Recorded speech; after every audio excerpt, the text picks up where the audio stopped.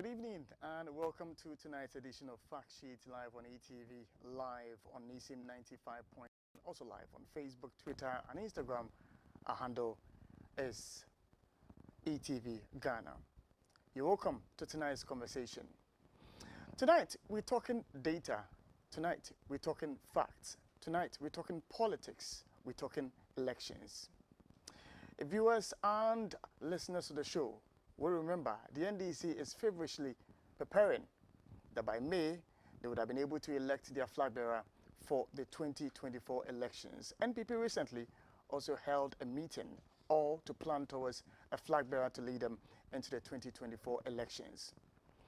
Global Info Analytics is a company that's into research and polling. And for some time now, they've been releasing reports on how Ghanaians feel about governance in this country, elections, and where they feel our economy must go to. Recently, they released a poll which I'm sharing with you this evening, which highlights very, very important details. It's the National Opinion Poll on Governance and Elections, January 2023. And I'll share some details with you because this report captures very interesting facts and data. Now, this report touches on the president's approval rating, which we'll be discussing tonight on the show. And then it also touches on other areas as well in this same report. And one of the areas that it focuses attention on has to do with the vice president's poll rating as well. It talks about what is of key importance to Ghanaians, where it focuses on the economy, jobs, education, roads, and more, and what Ghanaians are expecting the government to prioritize when it comes to the governance of our nation. There are 2 or 3 individuals whose names are popping up when it comes to who is going to succeed His Excellency, the President Nana Addo Dankwa Akufo-Addo. The former Trade Minister Alan Kojo Kyerematen's name has popped up. That of the Vice President has also popped up, and then Kennedy Japan has also popped up. And so questions were asked as to who is likely to lead the NPP if they go for their flag bearership race. In the NDC, the former President John Dramani Mahama's name also surfaces. That of the former Finance Minister Mr. Dufour's name also surfaces, and some others also in the race. But who is likely to lead each of these political parties, and what impact are they likely to make in the next election? There is also the matter of how NDC or NPP, party supporters are feeling about these individuals and how they are likely to vote, and the generality of Ghanaians and how they are going to vote. These are the issues we're going to concern ourselves with tonight, even as we discuss the details of this report. We are happy that you're with us tonight. I'll introduce to you my guest shortly, but before then, let's just take a quick breather. We'll be right back.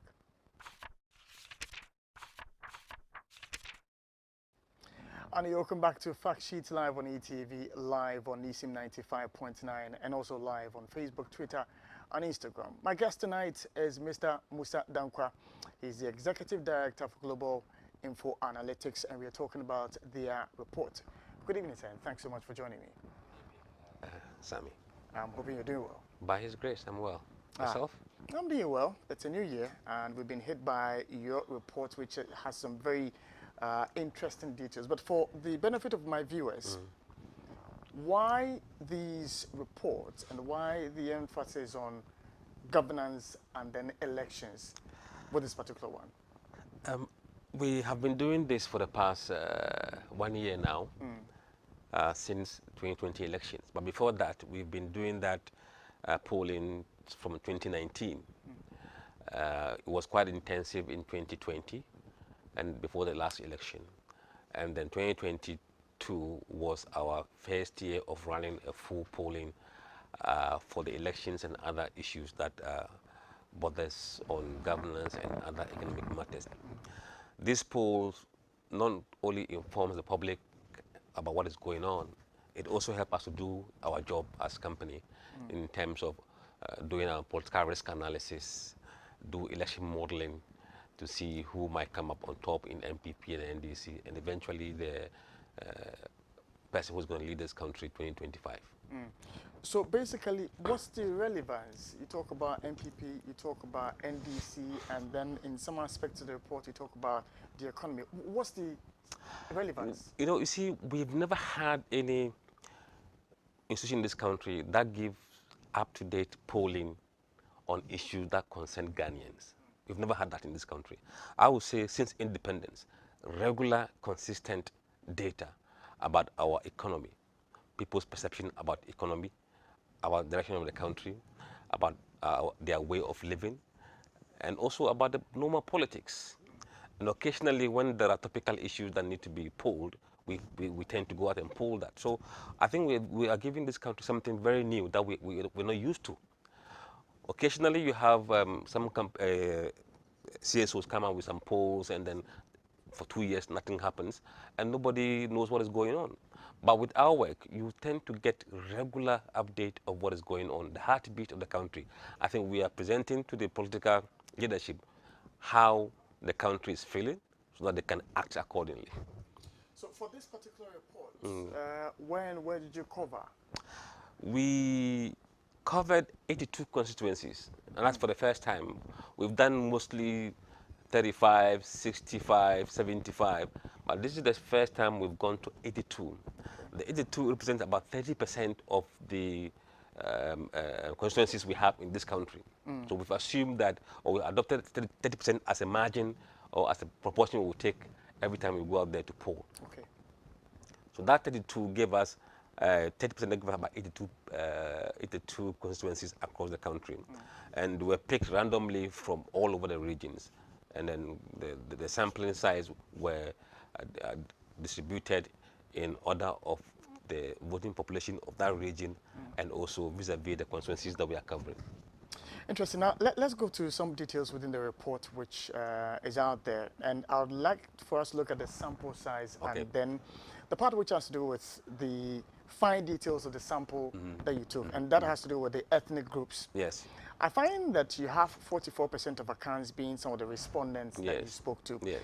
And then others, 14%, Ever, 12%, Dagbani, 10%. But I'm trying to understand what the Akan means, because if you look at our political landscape, you realize that, for instance, Ashanti, Eastern, virtually are supposed to be for the NPP. Central region is a swing region. Western region, you can't really predict where they would go. But you realize Eastern and then Ashanti have majority being for the NPP. Is this a representation that would reflect in what happens when it comes to your polling of the NDC and then other political parties? The good thing is that we don't target any political party when we are polling. We don't ask you which party do you support before we interview you. Okay. No. We engage you in the conversation. And then at the tail end of the conversation, we ask you, by the way, what ethnic group do you belong to? Okay. What faith do you belong to? Okay. If you are a Christian, we ask you, which denomination of that faith do you belong to? If you are a Muslim, we ask, which sect do you belong to? And then we ask you your educational level, your age group. And then the very last question is, which party do you normally vote for in an election? Okay. We don't ask you your membership. Okay. Well, that means something different. Which party do you normally vote for in an election? Oh, I normally vote for MPP. That qualifies you to be an MPP voter. Or I normally vote NDC. Oh, then that makes you an NDC voter. As for me, sometimes I vote MPP, sometimes I vote NDC. That makes you a floating voter. And then we have those who said, well, I'm a PNC, I'm a CPP, I'm a PPP. Okay. So that is how we get these demographics from the voters. I'm looking at the party affiliations as well. Yes. And I see NPP has 34% and then NDC has 33%. Yes. And this is going to translate into the holistic outcome that you have. Again, I ask, would this give us a fair representation in terms of the line of questioning you gave them, seeing that the respondents you spoke to, majority of them were NPP? No, you see, when you have done a random sampling, random means you didn't go there with predetermined criteria. Okay. It means that in that locality or in that country, if you go around, Okay. you would see that the MPP and NDC numbers are within this margin and within the margin of error of the polling. Okay. Over the last 12 months, consistently, the MPP and NDC have never crossed 37%. Okay. And if you look at the 3 months moving average, MPP is around 33% and NDC 34%. So over time, when you do the moving average, the graphs are smooth. It's not going yo-yo. And it tells you that it represents the current affiliation of people in Ghana to these political parties. Now, this document we are discussing is an updated version. And so I am looking at one where you sample views and ask the direction where the country is going. And for the 2023 one, that's January. 71% of the respondents you spoke to said that the country was going in the right direction. Or? Wrong direction. Wrong direction, yes. sorry. And then 77%. Give me, that is for, okay, so for October, yes, you had 77% of the respondents saying that the country was going in the wrong direction. And then in January, they're saying 71% say that it's going in the wrong direction. It means that the number has reduced as to those who think that the country is going in the wrong direction. You see, the poll reflects the feeling of the people at the point in time. Okay. When we spoke to them in October, everything was gloomy at the time. So you had 77% of people saying that, look, we're headed the wrong way. In January, when we went there, remember in December, cedi gained strength against the dollar. Petrol prices came down drastically. And transport fares came down marginally. So that kind of gloom and doom cloud began to recede. And that reflected in the numbers you saw. That a sharp decline in those who felt we were heading in the wrong direction from 77 to 71%. And the right direction went up from 16 to 18.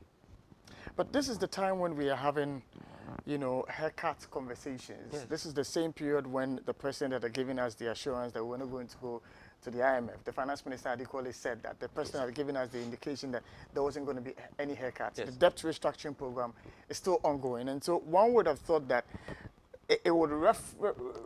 It's somehow reflecting. this. No, you see, most voters in this country are not really aware of what is haircut issues. Okay.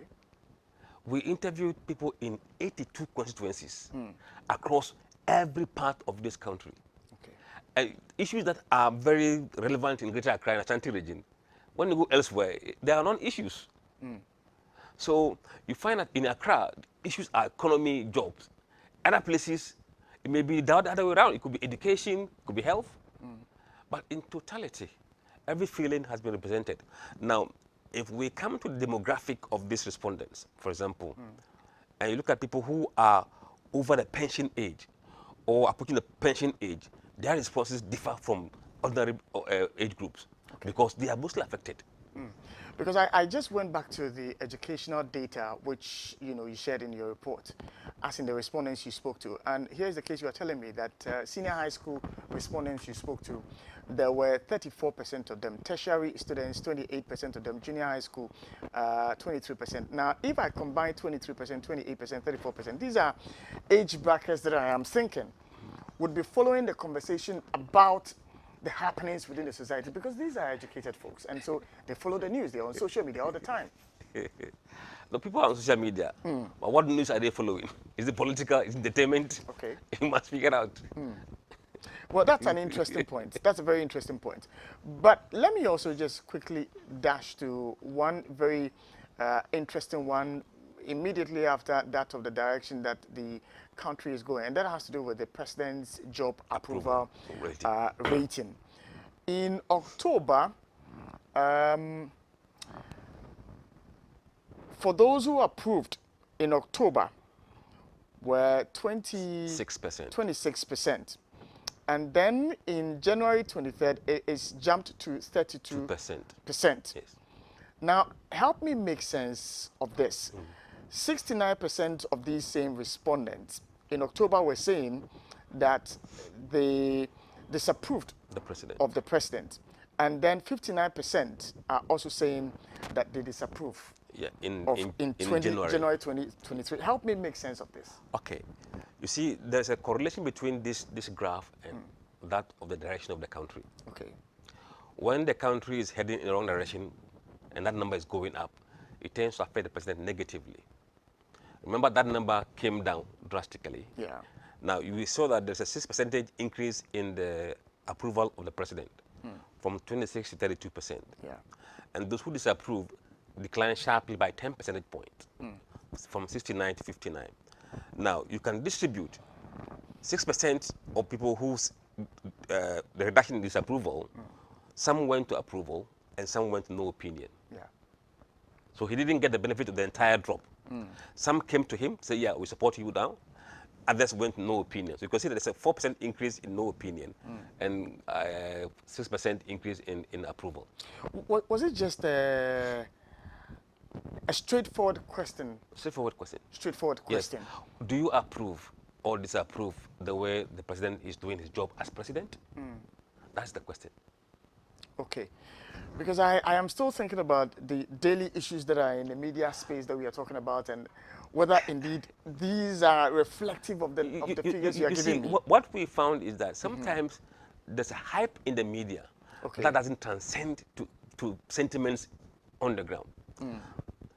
We have been talking about corruption over the 1 year, but corruption is not an issue, top issue in the voters' mind. Okay. But there are more important issues to them than corruption. So if you go to the media, you hear corruption. But with the voters, it is not.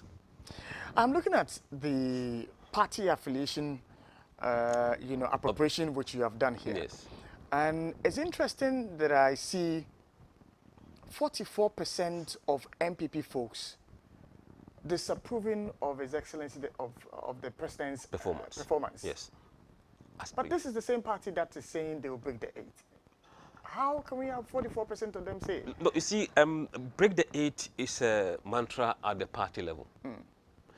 It doesn't go down. It hasn't gone down yet.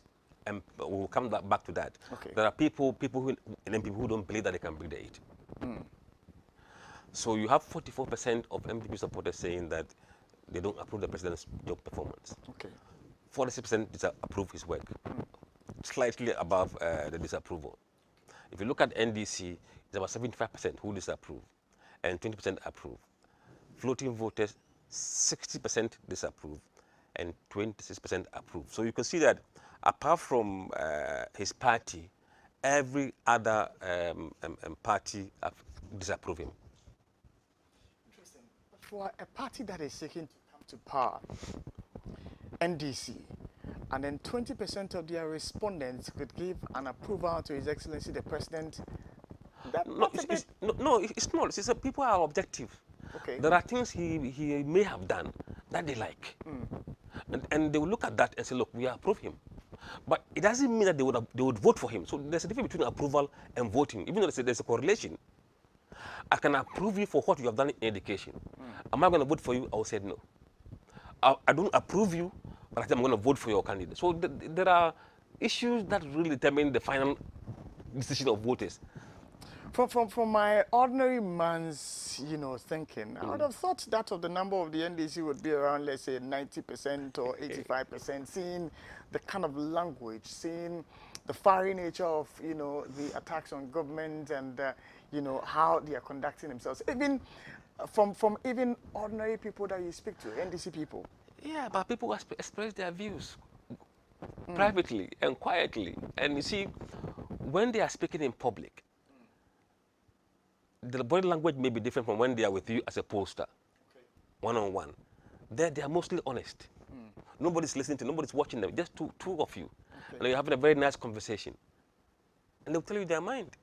So what you may think could be the sentiment in public, when you poll it, you may not see that. Interesting that, the Vice President seems to have higher approval.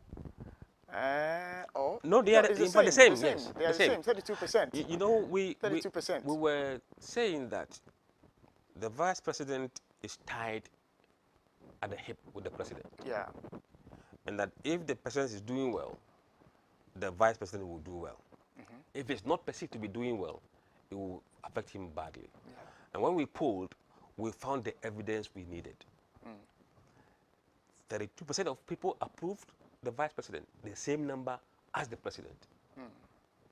58% disapproved, and the president is 59%. 59%. No opinion, 11%. These are precisely within the margin of error.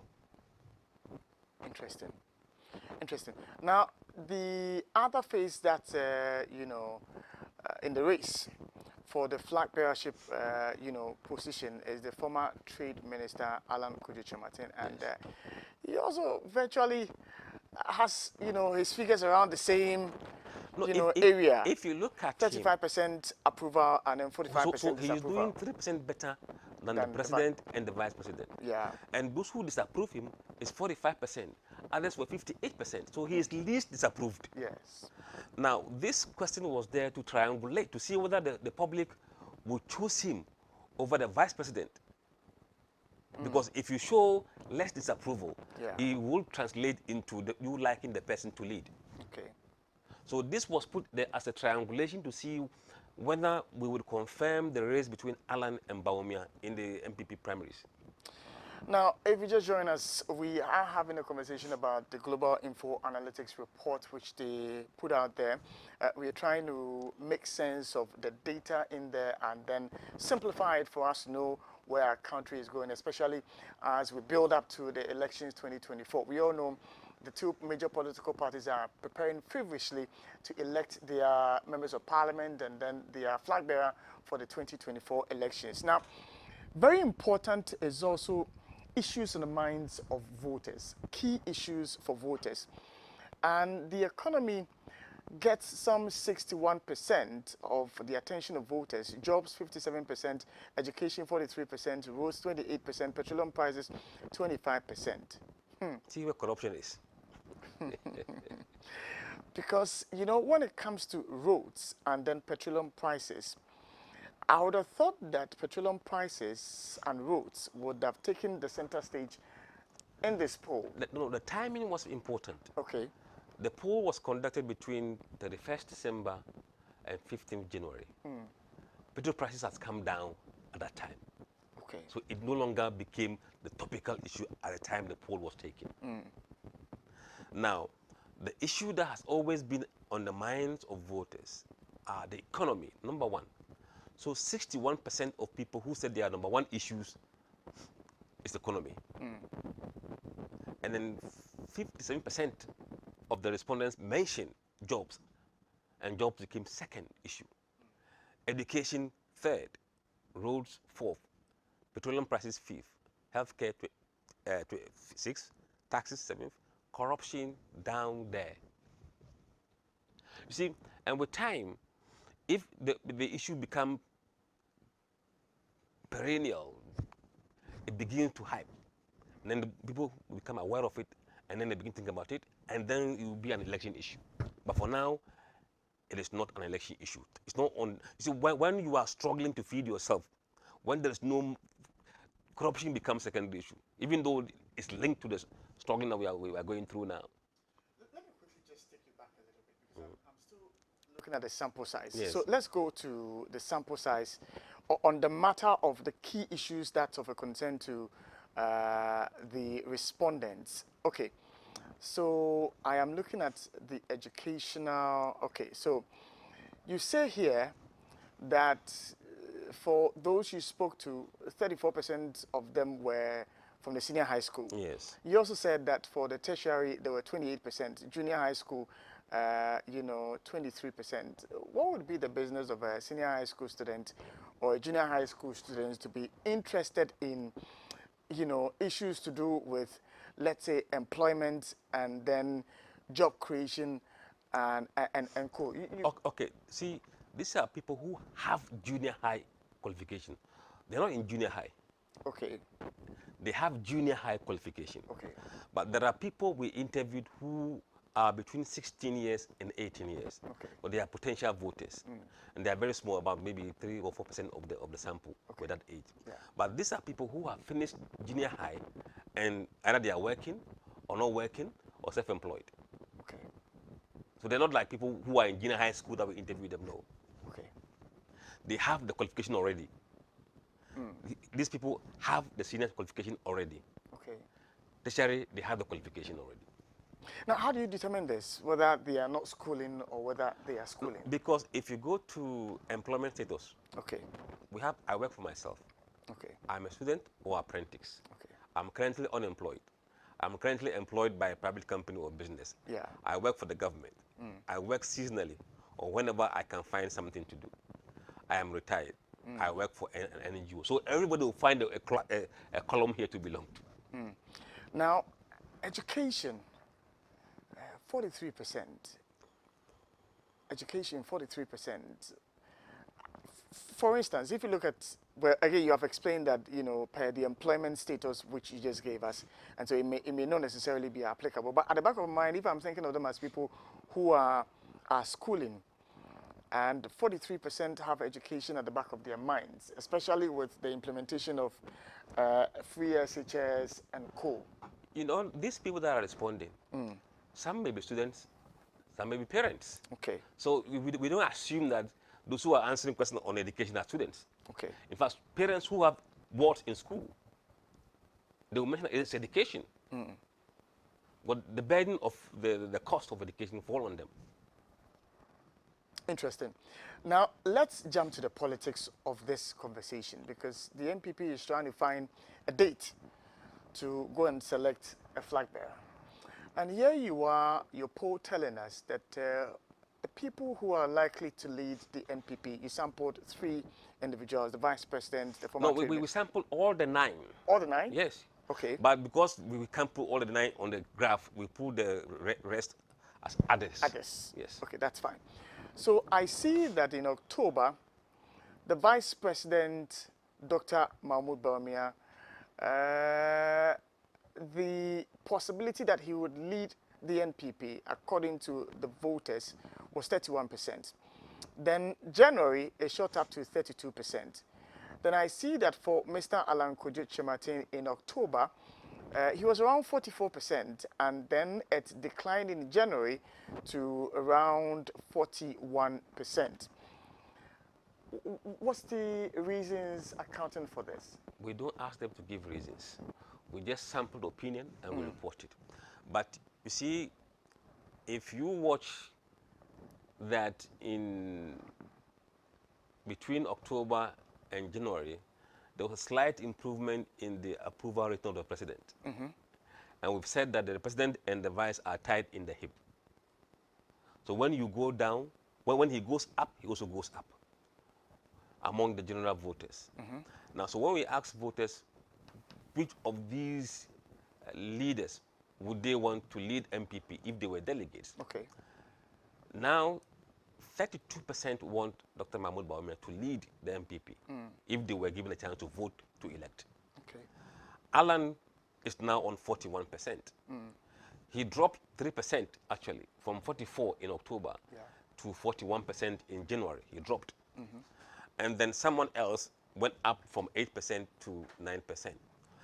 Kennedy Agyapong, who was on 14% in October, remained at 14%. And the others were still within the same 4% margin. So among Ghanaians in general, Alan has upper hand Okay. in terms of who the voters want to lead. I'm But the story is different when you come within MPP, because the views of NDC and voting voters doesn't really matter when it comes to electing the MPP flag bearers. I'm looking at the data where you were going to when it comes to how MPP, core MPP people feel about this. And they are at par. Yes. Now, if you look at among MPP supporters themselves, Dr. Bawumia appeared to have slipped 2 percentage points Yes. from October. October, he was on 42%. Now he has dropped to 40%. Alan was on 40%. He remained 40%. Now, the person that has really kind of benefited from this shake-up within the MPP family is Kennedy Agyapong, who moved from 10% in October to 14% in January. So he is the one that is making progress in terms of peeling away support from largely Bawumia and Alan into his camp. Well, if you just join us, you're still with us here on Fact Sheet Live on ETV, live on Nisim 95.9 and then 100.1. Very interesting permutations we're discussing this evening on Fact Sheet. But I have some good news for you. The season of love is here again, and the best way to express love is to give. Give your loved ones the gift of ATL. Celebrate love with ATL. Whatever the occasion, whenever people come together, you will find ATL bringing fabric to life. ATL fabrics come in a wide range of brands inspired by our culture and traditions that can be worn on every day. We also print customized designs for institutions, churches, organizations, and for your Friday wear as well. Uniforms or ceremonial cloth. You can shop at www.atlfabrics.com and walk into any of their shops at 40 Kwame Nkrumah Avenue, Adabaka, Accra. And you can call them on 0244 334 406 to have a conversation with them. Love expressed is love appreciated. Express your love to your loved ones this Valentine's Day on our special night of love and romance. And that's Airport West Hotel giving you this information. Enjoy a romantic dinner for two on Tuesday, 14th of February 2023. Dinner comes with a 3-course set meal, a glass of sparkling wine, complimentary chocolates, photo shoot, and romantic classical music. Rates are 400 Ghana cedis for single and 700 Ghana cedis for couples. Strictly by reservations and payment. For bookings, kindly call 0302 767 870. 0302 767 870. Airport West Hotel, passion for excellent service. And let me also share this very good news with you as well. So if you have been wondering how a paint and sim party looks like and yearning to attend one, YFM, the station that keeps you yearning for more, is about to make it happen for you. Blue Jeans Vodka Mix Paint and Simp is set to treat you this Valentine to an amazing night of love fused with a perfect blend of music, arts, fun, adult content, conversation, and a variety of beverages to sip on as you paint your hearts out.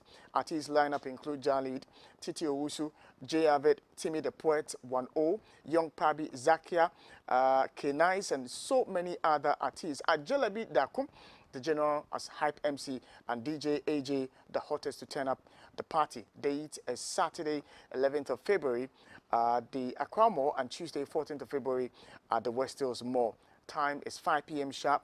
Entry is free. Make your free reservation via WhatsApp on 0242 755 323 and avoid late arrival. And this is partly brought to you by Happy FM and ETV Ghana, and our other proud sponsors are Accra Mall, West Hills Mall, and supported by Ghana Beverage Awards, Perception Management International Ghana, Darling Lemon, Diado, and the Society for Family Health International Ghana, SO Helen Video Booth as well. They are our proud sponsors as we bring you the Paint and Sip 2023.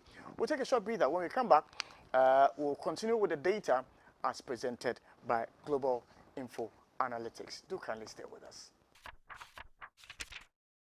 And you're welcome back to Fact Sheets live on ETV, live on Nisim 95.9, live on Facebook, Twitter, and Instagram. We're discussing the Global Info Analytics report, and Mr. Musa Dankwa is here with me, and we are discussing the issues. So you have a graph that talks about the NPP primaries and if there's a runoff between Dr. Mahmoud Bawumia and then Alan Kojo Chematin. And I see, according to this graph, that if there is to be a runoff, Mr. Alan Kojo Chematin may win with 60%, with the vice president trailing with 40%. Throw more light on this for us. Yeah, the data suggests that even though the race is close in the first round, neck and neck, when it comes to the runoff, the key bloc supporting the other candidates tend to tilt towards Alan. As we may see down the line, if you look at how Ken's voters are behaving, about 52% of them in runoff scenario will go and vote for Alan Chiremati. Okay. Majority of them. You have 34% of them said if it's not Ken, they won't vote. So that vote doesn't get to anybody. then you have about 14% of Ken supporters saying that they would vote for Dr. Mahmoud Bawumia. So Bawumia is not winning enough of Ken guys to be able to win. So if nobody is able to win one touch and they go to a runoff, Alan will win the race. Interesting. Now, I am looking at very, very, very interesting. Now, you give, for want of time, I would have loved for us to go through the individual, blocks. But yes, but let's quickly dash to the NDC, because they have up to May to select a leader for the party.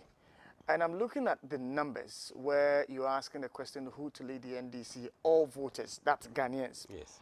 And I see that last year, 70% of Ghanaians in October said they were going to vote for the former President John Dramani Mahama. But this year, January, 77% are saying they would vote for him. So the number has jumped by some 7%. Yes. I see that of Mr. Kwabena Dufour's number decline. Yes. From 19% to 13%. Kwadwo Bonsu get some upward shoot from 3% to 4%. How are these playing out for the general populace? The public is quite emphatic when it comes to the NDC race. They want John Mahama to lead NDC. Now, if you come to the NDC members only, that number is quite high.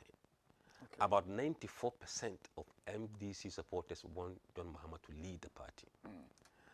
Only 4% are rooting for Dr. Dufour. Okay. And Kwadwo Bonsu, 1%. So we believe that if there's election today in NDC, there will be a landslide. John Mahama will be hitting around this margin. Interesting. Again, for want of time, let's quickly just jump to where all of us are interested. If there was an election around the 23rd between the Vice President, Dr. Mahmoud Bawumia, and then the former President, John Dramani Mahama. Last year, October, 62% of Ghanaians said they were going to vote for the former president. This year, the number has declined to 58%, January. And then the vice president number has increased from 33% to 36%. Again, forgive me, but I am curious as to what the factors might be that could have led to the drop of the former president's, numbers from 62% to 58%. If you are a polling observer, one thing you should know is that as the election gets closer, the poll numbers will begin to tighten. It will not remain as wide as it is. And indeed, we expect the poll numbers to tighten as we move forward. But what caused this tightening of the poll is that the feel-good sentiment in December that led to increase in NANADO's approval rating. That also helped Bawumia to go up by 1%. Is the same thing that transcended into this choice for voters, and that saw his vice president, the vice president, increasing his share by 3%, and Mahama dropped by about 4%. So it reflects the sentiment and the mood of the people. And we've always said that if the economy recovers very well, then we'll have a very good contest between MPP and NDC. I'm looking at Alan Kojo Chemartin versus the former president, John Dramani Mahama. Yes. And Alan seems to be doing well, yes, compared to the vice president. Yes. Because I'll tell you why. In October, Mahama was on 60%. He dropped against Alan by 3% to 57%. Alan went up from 36% to 39% between October and December. Why? When we looked into the data, Bawumia had won 3 regions compared to Alan, only 1 in this poll. Bawumia won Ashanti by a slight margin. He won Northeast by close margin. And he won Northern region by substantial margin. Alan, against Mahama, he won Ashanti region by much wider margin than Bawumia did. Alan was competitive in northern region. They split the vote in northern region, but he lost against Mahama in northeast. Okay. But for winning Ashanti region with that margin, he was able to claw back the disadvantage he had elsewhere. And that gave him extra 3%. And he was performing better with Ashanti maxing up numbers than elsewhere. Now, let's look at the last bit of the conversation before we end our discussion, and that has to do with the religious votes Yes. between Dr. Mahmoud Bawumia and former President John Dramani Mahama. Now, I noticed that Christians, 38% of them for the Christian community Support Bawumia. support Bawumia. Yes. 57% of them support the John Dramani Mahama. Then Islam, 34% of them support Dr. Bawumia. 62% support John Dramani Mahama. There's an upside down. No, I think, look. Because here is a vice president who is a Muslim. And so you think that a lot more Muslims will be looking in his direction. But he gets a lot more votes from the Christians than the Muslims. than from the Muslims. No, And then the former president also gets less of votes from Christians as compared to Muslims. Okay, let me give you the answers. Why Bawumia gets more votes from the Christians than from the Muslims. Okay. Majority of MPP supporters are Christians. Okay. So when they vote for Bawumia, they are not only voting for him as MPP members, but also voting for him as a Christian. And they cut across from floating voters, even some of the NDC guys are also voting for Bawumia, and they are Christians. And remember, Christians are quite a big size of voting population in this country. And if you're on the ticket of MPP, and the party is mostly Akan, then the Akans are Christians, it will translate into better numbers for you in terms of religious bloc. But still not enough, and he's still losing against John Mahama on the Christian vote. And that's quite okay, because Mahama is a Christian and Bawumia is a Muslim. Now the worrying thing is the Muslim vote. But anybody who understands the Muslim bloc should not be surprised by this number, because the Muslim vote normally go to NDC, not because they are fielding a Muslim candidate. So NDC normally attracts Muslim vote more than the MPP. It doesn't matter who they put on there. Okay. So maybe our expectation was that maybe Dr. Mahmoud Bawumia could chip into this big lead, but we're not seeing that at the moment. All right, our time is fast spent, and we have just about some 2 or 3 minutes to end the conversation.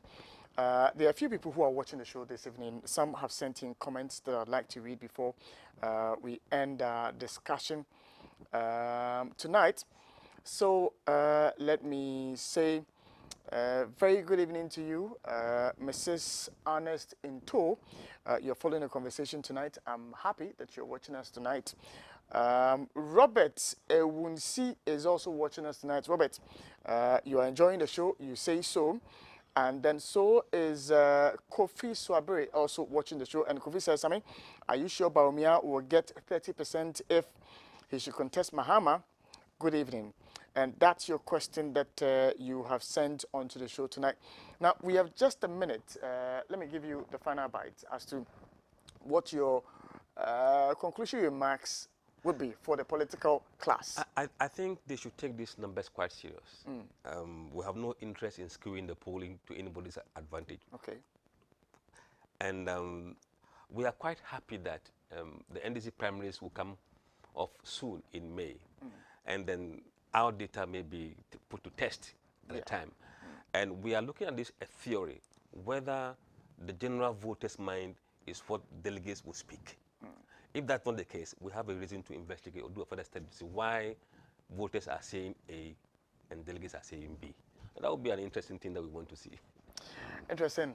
I'm grateful that you joined me tonight on Fact Sheet. Thank you very much. And that's the Executive Director for Global Info Analytics, Mr. Musa Dankwa, joining us tonight. We're hoping that the next report, by that time, maybe the NDC would have gone for their primaries, and then we'll have a fair idea how things pan out, and then we'll compare it to this data which they put out. I thank you for watching us tonight on ETV and for joining us on Facebook as well, and on NISIM 95.9 and 100.1. We wish you a blessed evening.